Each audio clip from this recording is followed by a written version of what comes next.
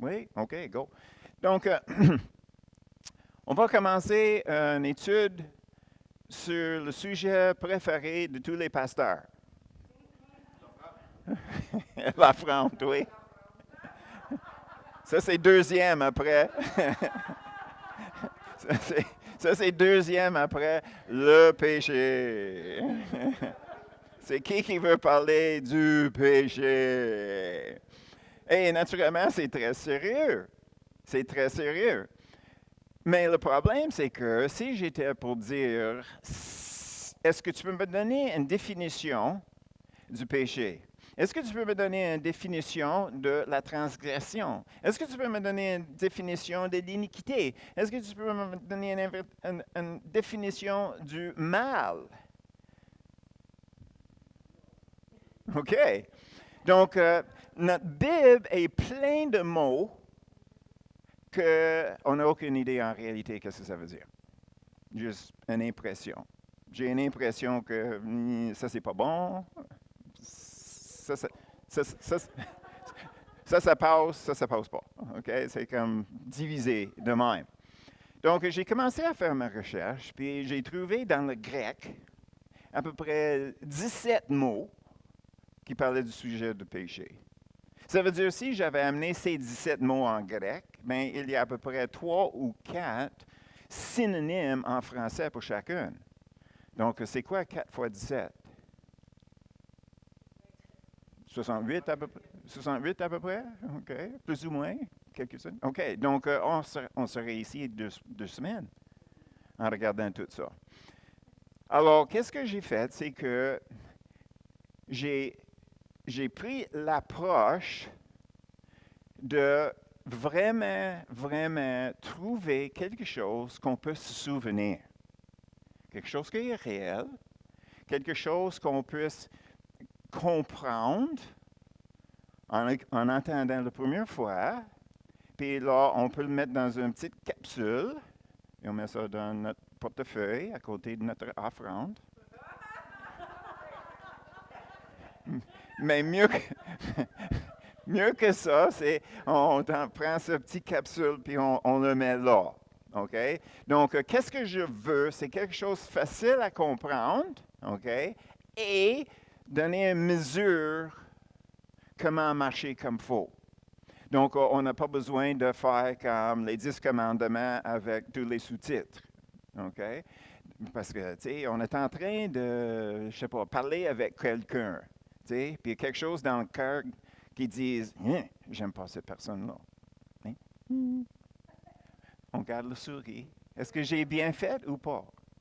C'est mal ici, c'est bien ici. Donc, tu sais, alors, tu sais, on voit le dilemme dans lequel on se trouve. Alors, qu'est-ce qu'on va faire? C'est qu'on va regarder quelques mots dans le grec. Puis probablement, je vais le prononcer à peu près aussi bien que je prononce quelques mots en français, mais il n'y a pas de grec ici, donc pas de dommage. OK. Alors, le premier mot qu'on va regarder, c'est hamartia.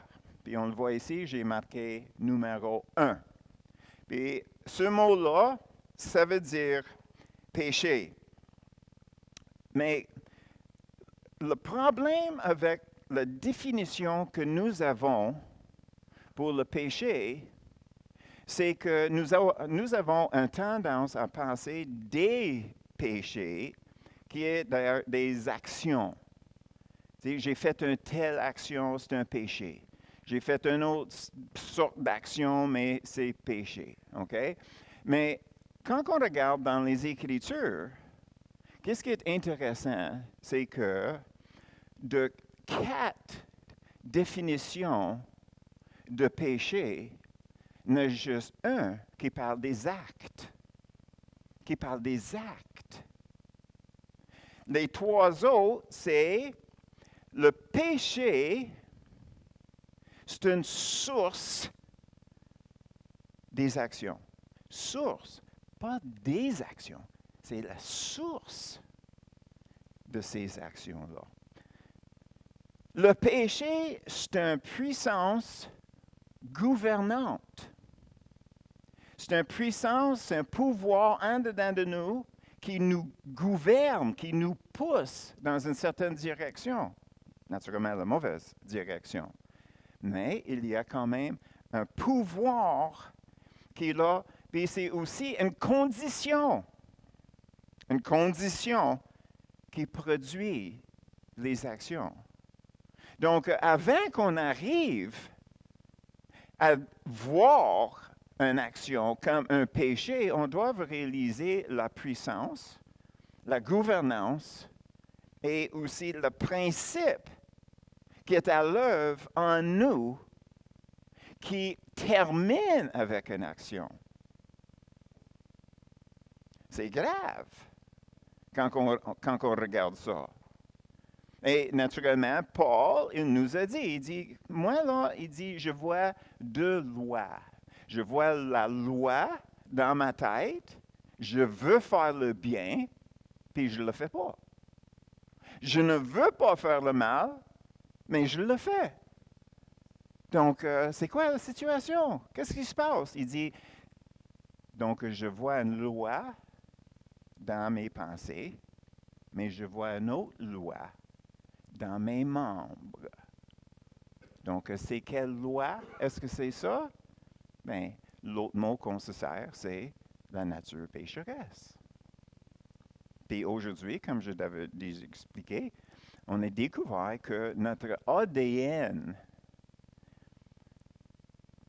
cause, c'est la source d'à peu près 80% de nos actions.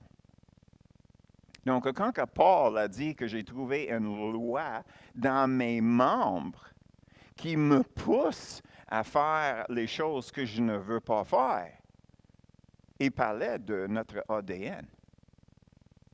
C'est notre ADN qui porte plus de pouvoir sur nos actions que notre intelligence et notre formation. Donc, ça a pris 2000 ans pour les scientifiques à trouver de quoi que Paul il parlait.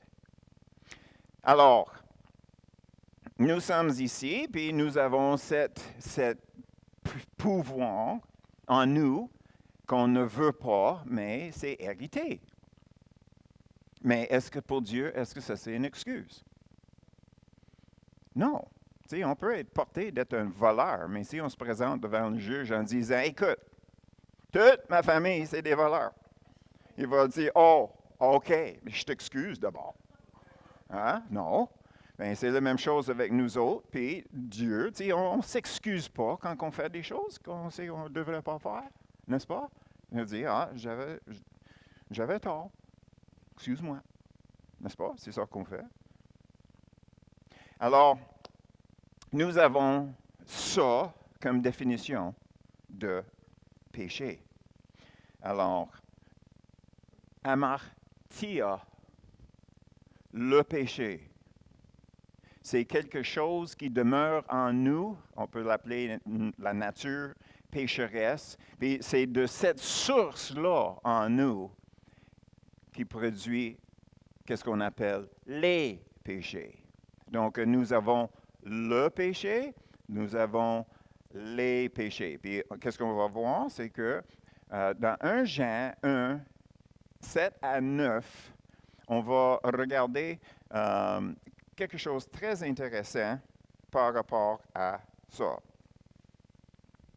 1 Jean 1, 7, 8 et 9. Mais si nous marchons dans la lumière, comme il est lui-même, ça veut dire Jésus, dans la lumière, nous sommes mutuellement en communion. Et le sang de Jésus, son Fils, nous purifie de tout péché. Si nous disons que nous n'avons pas de péché, nous nous séduisons nous-mêmes et la vérité n'est point en nous. Si nous confessons nos péchés, il est fidèle et juste pour nous les pardonner et pour nous purifier de toute iniquité. Donc, le mot, iniquité, péché. Donc, ici, qu'est-ce qui est très important de réaliser, c'est que quand on est sauvé, face à Dieu, on est sanctifié, positionnellement. Qu'est-ce que ça veut dire? Ça veut dire que Dieu nous invite à rentrer dans sa famille, puis en même temps, c'est le sang de Jésus qui nous a purifiés de toutes les offenses contre Dieu. Donc, on se présente devant Dieu le Père, pareil comme Jésus. N'est-ce pas? Okay? Pas une tâche, rien. Rien de négatif. 100% entièrement pur pour une fraction d'une seconde. Mais ça nous permet à rentrer dans sa famille. Ça nous permet à rentrer dans son Église, son corps, si on veut le dire de même. OK? Et en ce moment-là, OK, Dieu dit, OK, tu n'es plus dans le monde, tu m'appartiens. Moi, je te mets à part. Tu es là pour moi. OK? Parce qu'il a besoin de quelqu'un pour faire son café le matin? Non. Non, pas ça. C'est pour servir Dieu, d'être un enfant de Dieu, de vivre pour Dieu. C'est pas parce qu'il a besoin des toasts le matin avec son café. OK? C'est parce que lui, il a une mission sur la terre ici. OK? C'est quoi la mission? Bien, la mission, c'est de sauver le monde de leurs péchés. OK? Donc, Dieu dit, OK, je te prends comme ça, tu étais pécheur, on va te laver, purifier de ça. OK, maintenant, tu es prêt à servir, à rentrer dans mes projets. OK? Donc, je te mets à part. Donc, ça, c'est qu'est-ce qu'on appelle la sanctification positionnelle. Nous avons la position devant Dieu d'être réservé pour lui. OK? Mais, la première fois qu'on ouvre la bouche, peut-être le deuxième, OK? Il y a quelque chose qui sort qui ne devrait pas. Parce qu'on ne parle pas encore comme Jésus. OK? Donc, quand on regarde dans les Écritures ici, quand on parle dans le verset 7, si nous marchons dans la lumière comme il lui-même dans la lumière, nous sommes mutuellement en communion et le sang de Jésus, son Fils, nous purifie de tout péché. Ça parle du moment après qu'on est sauvé. Parce qu'on n'est pas parfait tout de suite après être sauvé, n'est-ce pas? Donc, on embarque dans un processus. Puis, ce processus, c'est la sanctification progressive. OK? Mais qu'est-ce que Dieu fait avec les péchés qu'on commet, qu'on ne réalise même pas que c'est des péchés? C'est quand même un péché. Donc, qu'est-ce que Dieu fait dans ce cas-là? Les péchés, des choses on aurait dû faire, qu'on n'a pas faites. Péché de omission, les choses qu'on n'a pas faites. Les péchés, les choses qu'on a faites en ignorance. Jusqu'au temps qu'ils sont révélés. OK? C'est quand on se lève le matin, tout allait bien jusqu'à là, puis le Seigneur nous dit, il y a des changements à faire. Non! Hey! J'étais pas prêt. Il fallait que tu me donnes un avis. Je n'étais pas prêt ce matin. Tu arrives avec ça, bam! Puis tu veux que je change? Hey! C'est difficile, ton affaire. Okay. en bon québécois. OK. Donc, tout le long que nous sommes dans le processus, dans le verset 7, ça parle de la grâce de Dieu. Ça veut dire que le sang de Jésus, parce qu'il n'y a pas d'excuse pour les péchés, mais Jésus a payé le prix. Donc, l'acte est commis, la contravention était un tel, et puis Jésus a payé le prix. Encore, puis encore, puis encore, puis encore, jusqu'au temps que le Saint-Esprit nous dévoile la prochaine étape dans notre sanctification progressive. Donc ici, le sang de Jésus purifie tous les péchés commis en attendant que ça rentre dans notre connaissance. OK? Est-ce que c'est pas merveilleux? On voit comment que Dieu a vraiment, vraiment bien planifié ça, là, en sachant notre condition. En sachant que, écoute, nous avons cette lutte-là, jour après jour après jour. Il y a la nature pécheresse qui est en nous, qui nous pousse toujours à vivre pour nous-mêmes. Ah oui, c'est ça. Je n'ai pas donné la définition. Hein? Oui. Lise aime ça. La définition, la source de péché, la nature pécheresse se manifeste dans l'égoïsme. Il y a qu'est-ce que moi je veux. Et il y a qu'est-ce que Dieu sait, c'est le meilleur pour moi. Mais qu'est-ce que moi je veux? Je veux des bonbons jusqu'au temps que je perde mes dents. Oh, trop tard. N'est-ce pas? On veut se gâter, se gâter, c'est ce qu'on fait, on veut se gâter. On va avoir notre liberté, prendre décision de diriger la vie de la façon qu'on veut le vivre, n'est-ce pas? C'est ça qu'on veut. Donc, c'est égoïste, c'est moi. Moi, je suis le centre de l'univers, Dieu pas toi. C'est ça la nature pécheresse dit. Mais Dieu, il va dire, non, tu as manqué quelque chose. Alors, dans toutes ces choses-là, on parle des péchés qui sont produits par cette nature-là, le long de notre processus, le sang de Jésus est toujours là pour enlever le prix qu'on aurait dû payer. OK? Ça, c'est le verset 7. Alors, on voit ça. Si nous disons que nous n'avons pas de péché, nous nous séduisons nous-mêmes et la vérité n'est point en nous. Le péché ici, en verset 8, c'est la nature pécheresse. On ne peut jamais dire que la nature pécheresse ne demeure pas chez nous. C'est toujours là. De dire que le péché est parti de ma vie, jamais pour retourner, on ne peut pas dire ça. C'est un mensonge. On essaie de se convaincre de quelque chose. OK? Alors, ça, c'est le verset 8.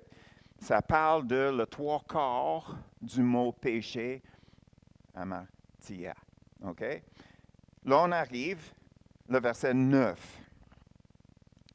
Si nous confessons nos péchés, il est fidèle et juste pour nous les pardonner et pour nous purifier. Okay, on parlait du péché, puis là, maintenant, il dit de toute iniquité. Là, on tombe sur le deuxième mot, iniquité, adikia. Adikia. La vraie définition pour adikia, c'est injustice. Mais injustice et iniquité sont deux mots en français et aussi dans le grec que tu peux interchanger. Injustice. Ça, c'est tous les actes contre la loi de Dieu et sa justice. Mais comme on a déjà dit, quand on parle de justice, quand on parle de Dieu, ne pense pas justice légale. La justice d'être juste devant Dieu, ça veut dire être en règle avec lui. Donc, ce mot-là, adikia, c'est injustice, puis ça parle des offenses contre la loi de Dieu et aussi les choses de Dieu, les règles de lui. OK. Quand on était né, est-ce qu'on avait des 10 commandements appris par cœur? Non. On s'est grandi. Mais à un moment donné, quand on avait peut-être 12 ou 13 ans, tout d'un coup, peut-être un peu plus jeune, on réalisait qu'il y a certaines choses, tu sais, les biscuits qui sont dans le pot. sont bons, hein? Mais maman a dit, qui n'est pas là? Elle m'a dit qu'on ne peut pas en avoir une si elle n'est pas là. Donc, qu'est-ce qu'on fait? Mais on cherche une chaise. Sois normal, OK? Mais tu vois, dès là, il y a quelque chose en dedans de nous, maman disait, c'est le développement de conscience, OK? C'est la même chose avec Dieu. Il y a la loi, les 10 commandements et tout, et tout, et tout. Mais il y a des choses qu'on sait qu'on ne devrait pas faire ou des choses qu'on devrait faire, puis on est là, c'est comme, est-ce qu'il est là?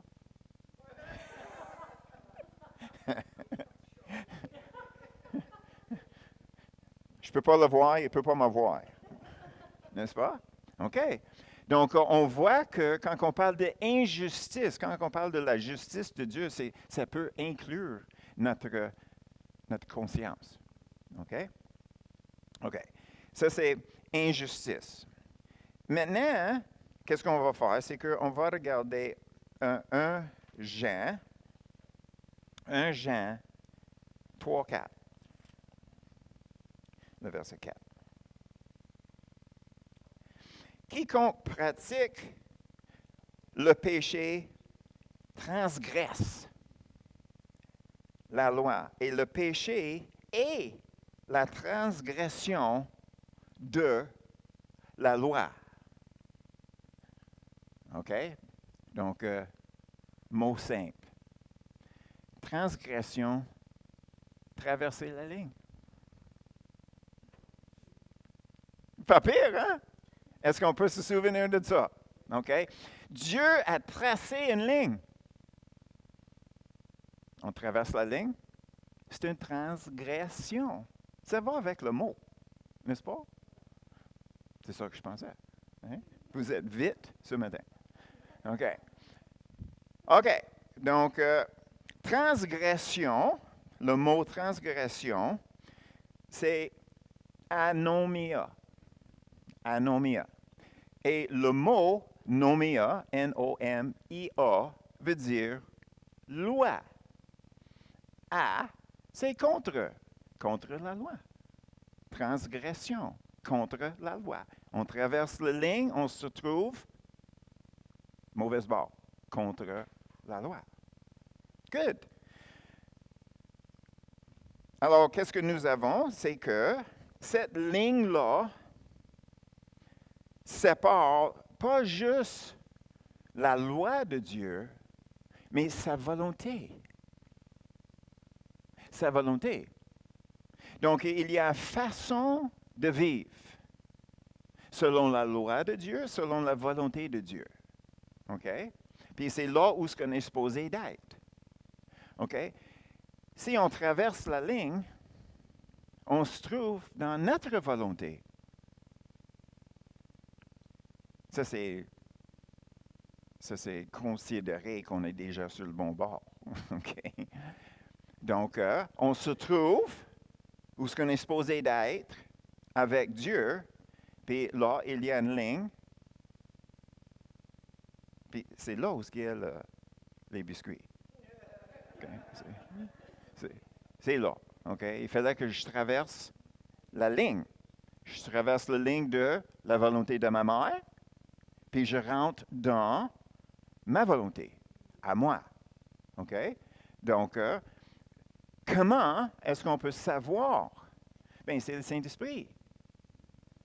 Dieu nous parle, n'est-ce pas? Il nous parle d'une façon qu'on peut comprendre. On dit toujours, écoutez la petite voix. Écoutez la petite voix. C'est pas compliqué. Parce qu'il nous communique, il nous dit exactement qu'est-ce qu'on doit faire, qu'est-ce qu'on ne doit pas faire. Et si on va un peu plus loin, il peut même nous donner les suggestions pratiques pour l'accomplir. OK? Donc, touche-les pas. Je t'ai dit, touche-les pas. Est-ce qu'on écoute? Non. La main est dans le bocal, puis maman rentre dans la cuisine. Puis le Saint-Esprit, je te l'avais dit. Je checkerai, maman. Je veux savoir si ça devrait être sur ton liste d'épicerie. Mais il y en a. OK? C'est ça qu'on fait avec Dieu. Tu sais, toutes les excuses sont bonnes. Jusqu'à un certain point. Puis tout d'un coup, c'est comme, qu'est-ce que j'essaie de faire là? Ça passe pas. Zing! C'était dans mon cœur. Oh, j'avais des bonnes intentions de ne pas être poigné. Mais en dedans, c'est quand, Puis c'est Paul qui nous a parlé de ça. OK, donc on est rendu avec ces deux-là. Bien, en réalité, c'est 4. Et la raison pourquoi c'est de même, c'est parce que de rentrer dans la définition de kakos à gauche, puis poneros à gauche. Ça, c'est le mal. Ça, c'est les mots en grec pour le mal. Mais le problème, c'est que, as-tu une idée comment long est la liste des choses du mal? Et on serait ici jusqu'à dimanche prochain. Hey, c'est trop long pour vous autres. Puis moi aussi, je n'ai pas amené mon lunch. OK? Donc, qu'est-ce qu'on a fait? C'est qu'on va regarder kalos et Christos, c'est l'opposé. Au lieu de regarder le mal, on va regarder c'est quoi le bien. C'est quoi la bonté. Puis ça, c'est les Écritures qu'on peut regarder. Alors, on va regarder Jacques 4, 17. Jacques 4, 17.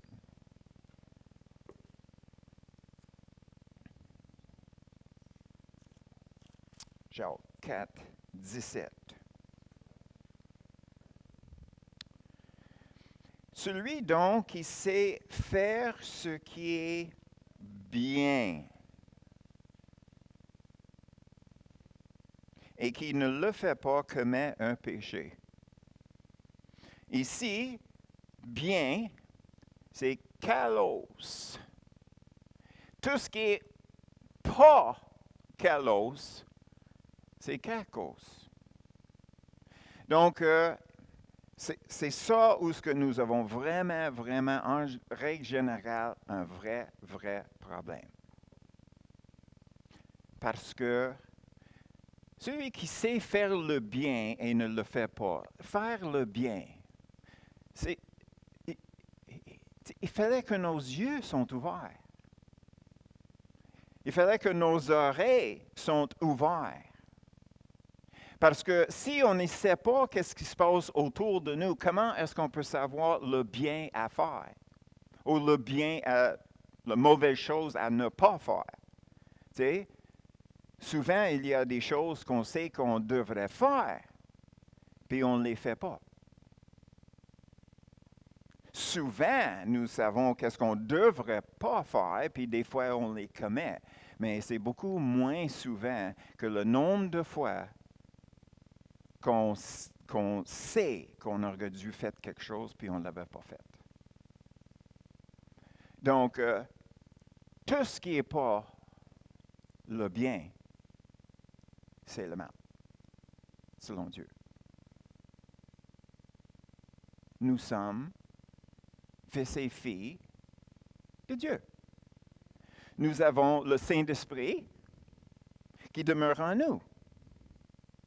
Puis on fait le mieux qu'on peut. Puis on fait des erreurs. Puis le sang de Jésus nous lave de nos péchés. Parce que nous sommes en processus. Ça, c'est la partie encourageante. OK? On ne se culpabilise pas. On n'est pas là ce matin pour dire « Oh! Je suis un chrétien horrible, terrible. » Qu'est-ce que ça va donner? Est-ce que tu vas changer? Pas en tout. Pas en tout. Combien de fois est-ce qu'on a déclaré on commence un nouvel régime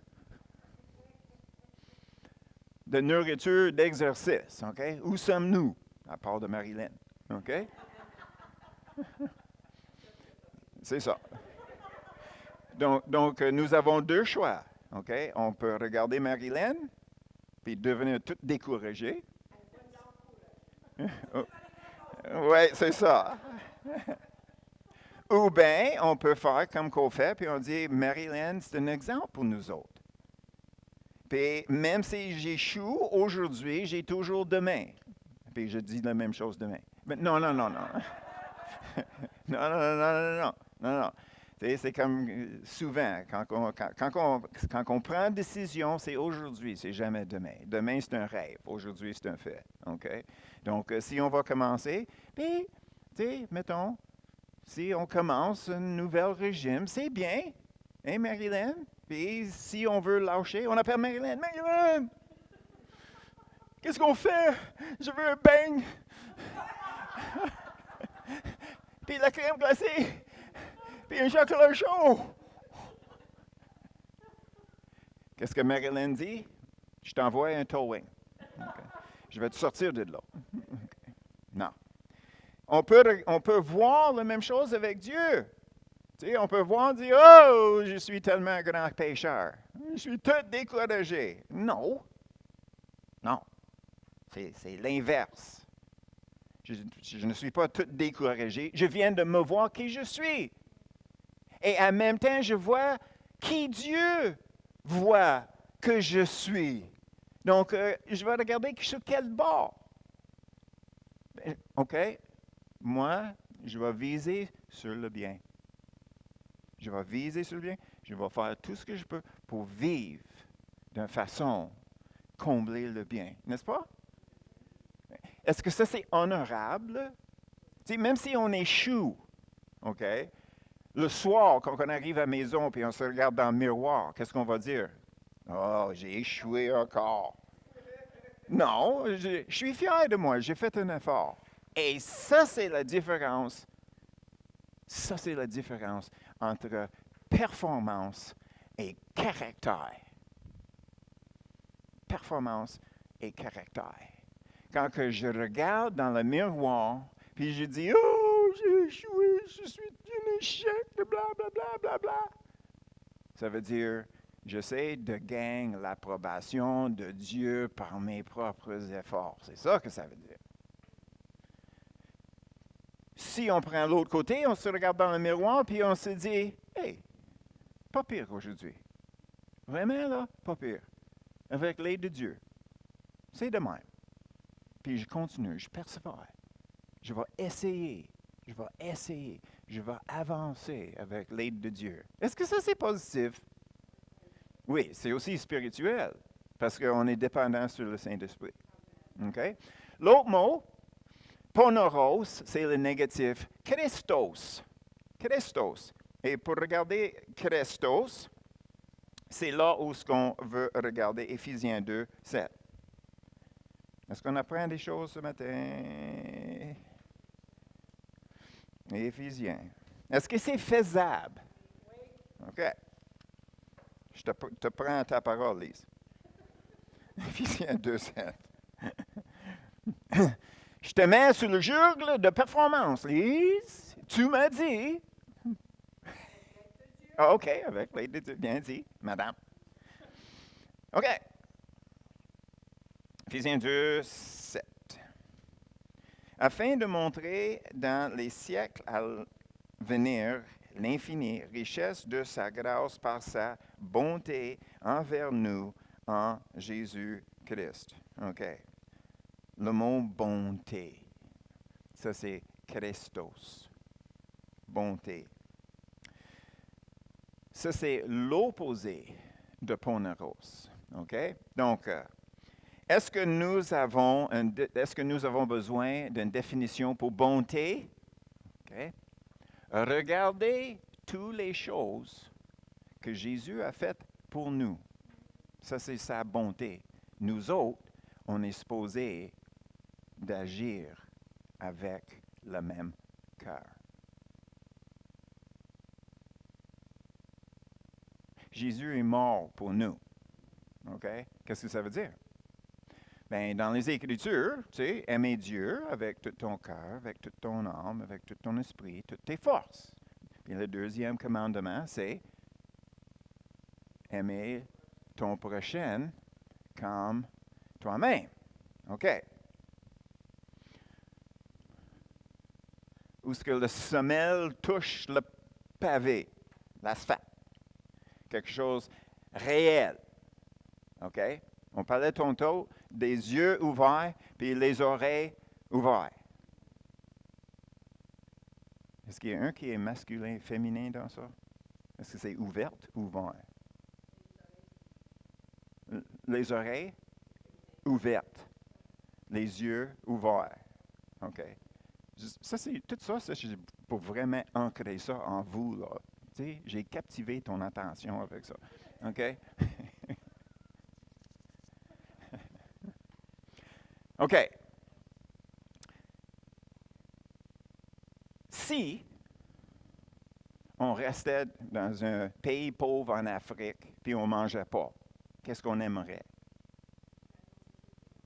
Est-ce qu'on les envoie de l'argent pour les nourrir? Si j'étais dans l'hôpital avec le cancer, qu'est-ce que j'aimerais? Bien, j'aimerais que quelqu'un a payé pour les recherches, pour m'aider physiquement, puis j'aurais aimé que quelqu'un arrive, plusieurs personnes arrivent sans arrêt pour prier pour moi. Est-ce qu'on le fait?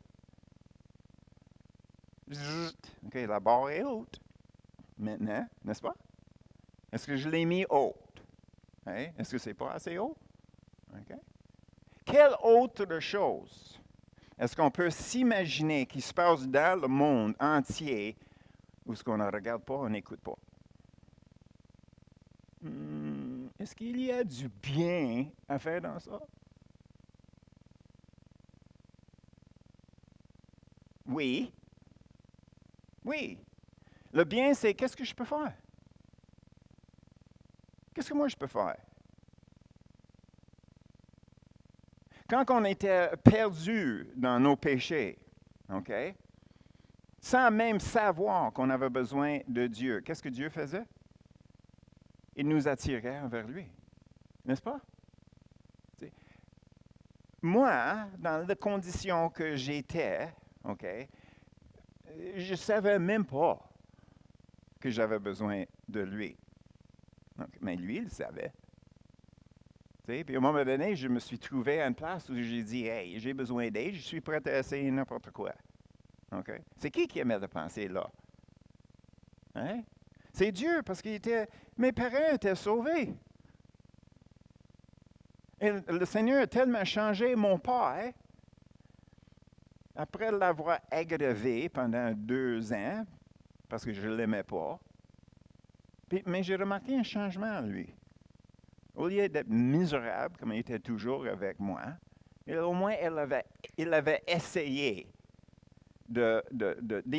d'établir quelque chose de nouveau entre nous. OK? Je ne l'aidais pas pantoute. Donc, c'est qui agissait dans ma vie? Bien, le diable et Dieu. Parce que c'est par Dieu que j'ai vu le changement. Mais c'est le diable qui l'avait amené l'examen à mon père. N'est-ce pas? Puis le Seigneur a gagné. Parce qu'à un moment donné, j'ai été voir ma mère. J'ai dit, qu'est-ce qui s'est passé avec papa? Il a donné sa vie à Jésus. Oh, juste ça? Hein? Non, c'est pas que ça. J'ai dit, hein?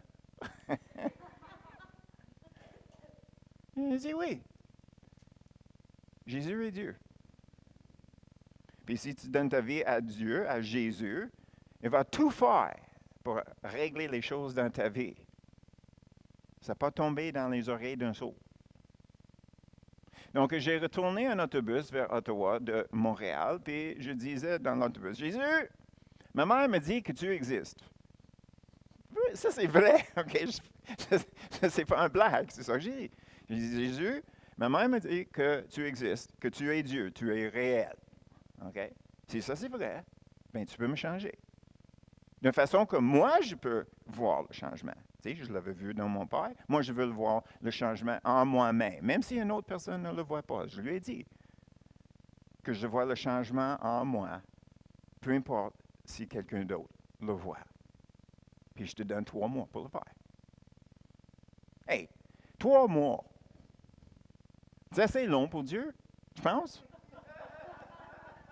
J'étais prêt. Tu sais, j'étais un terre fertile en ce moment-là. Tu sais, est-ce que j'avais de quoi à me défendre? À rien. Tu sais, j'étais au fond.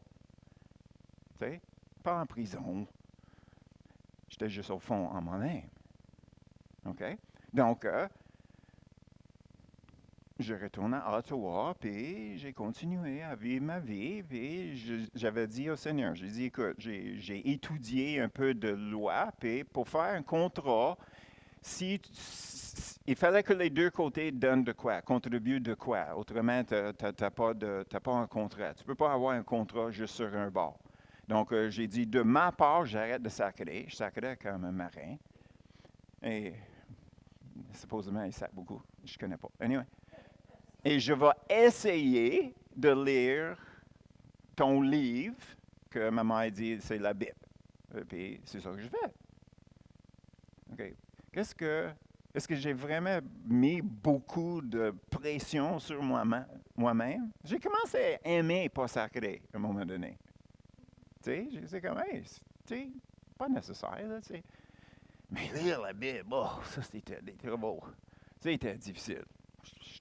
Je comprends très bien, Claude, quand tu dis que tu as de la difficulté. J'avais énormément de difficultés à lire la Bible. Mais je persévère. En bas de 3 mois plus tard, OK, j'étais en chicane avec ma blonde. Puis j'ai dit, écoute, j'essaie tout simplement de régler ma vie. Et je vous ai dit déjà, le premier verset qui me parlait, c'était que ton oui soit oui, ton non soit non.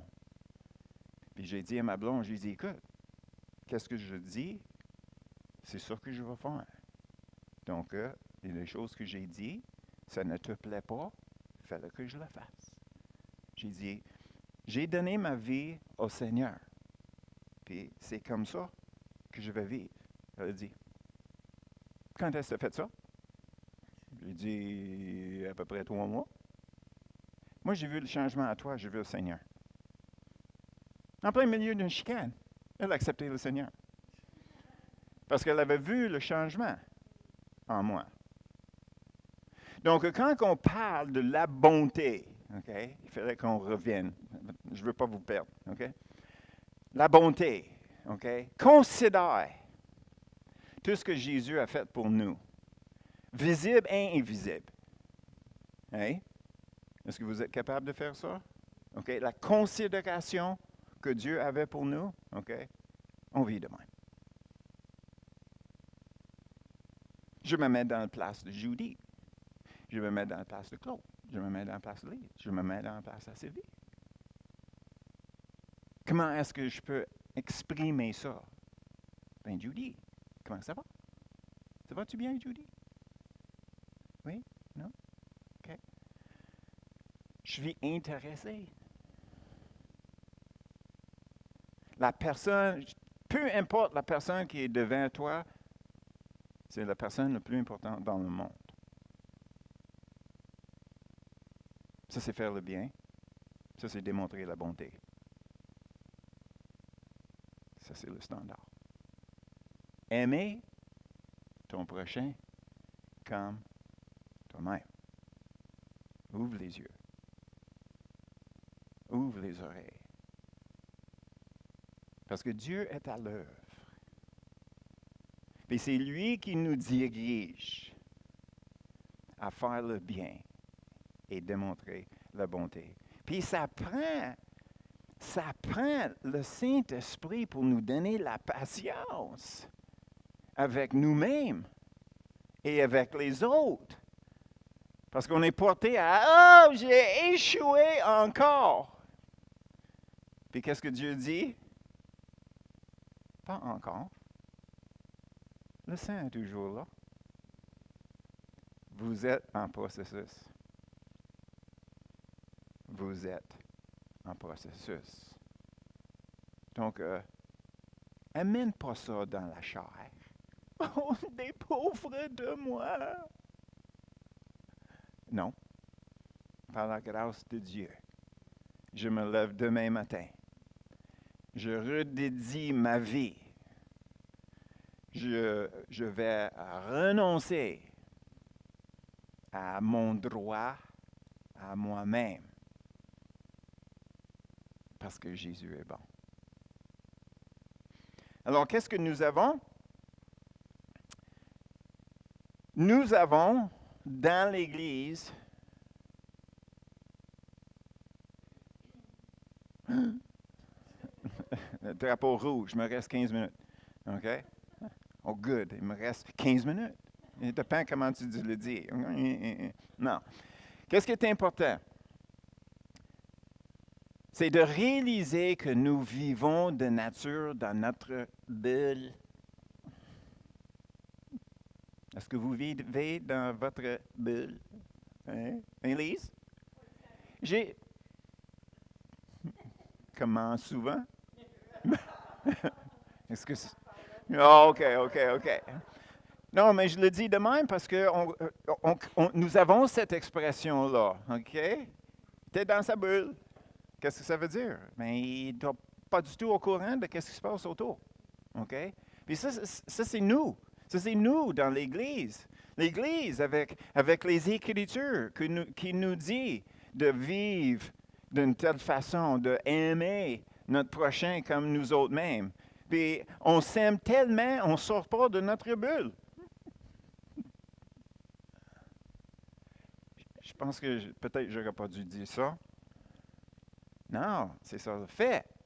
T'sais, on s'aime tellement, on reste dans notre petit coin. N'est-ce pas? Luc 8, 14.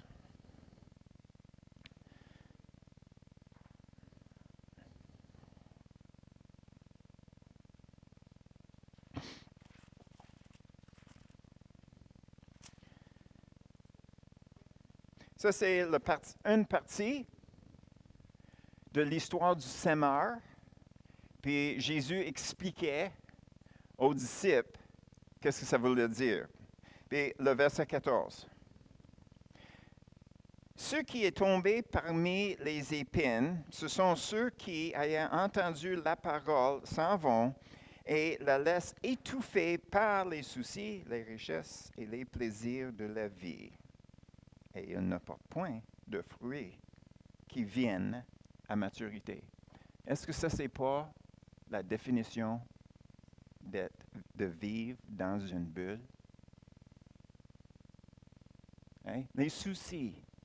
Imaginez, préoccupés avec nos soucis. Nous, comme les chrétiens, avec toutes les réponses écrites dans le livre, le Saint-Esprit qui demeure en nous, Dieu le Père et le Fils, nous sommes en eux, eux sont en nous, tu sais, puis on est préoccupé avec nos soucis.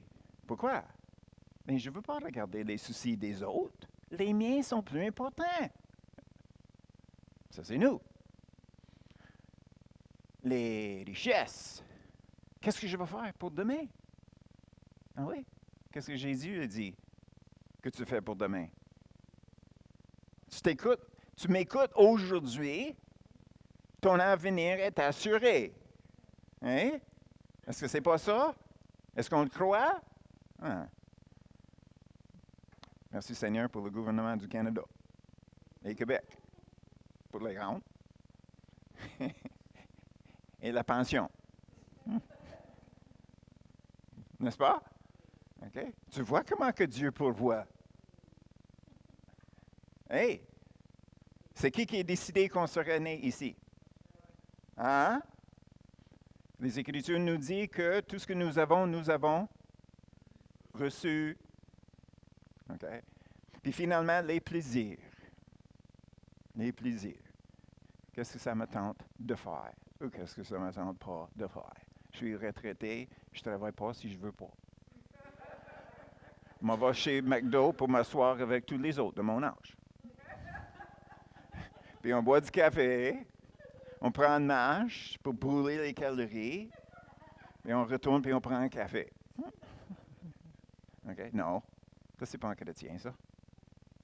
Non. Le chrétien, il rentre dans le McDo, puis il dit, Seigneur,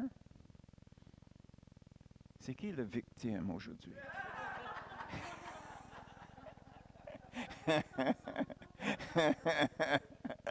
N'est-ce pas? Puis au travail, puis dans la rue, au cafétéria, dans le restaurant, tu sais, bientôt on va avoir nos cartes d'affaires. Hein, ça va être facile. OK? Serveuse arrive. Est-ce que Dieu t'intéresse ou pas? Non. OK. Est-ce que Dieu t'intéresse ou pas? Tiens ma carte. J'exagère. C'est toujours dirigé par le Saint-Esprit. On ne passe pas à côté de ça. Jésus a dit, tu me suis. Pas tu me devances. Tu me suis. OK? Donc, on reste à l'écoute. Mais à la fin de la journée, quand on se regarde dans le miroir, qu'est-ce qu'on se dit? Par ta grâce, Seigneur, j'étais un pécheur. Aujourd'hui, je suis membre de ta famille. Amen. Amen, Ivan? Peux-tu peser sur le bouton?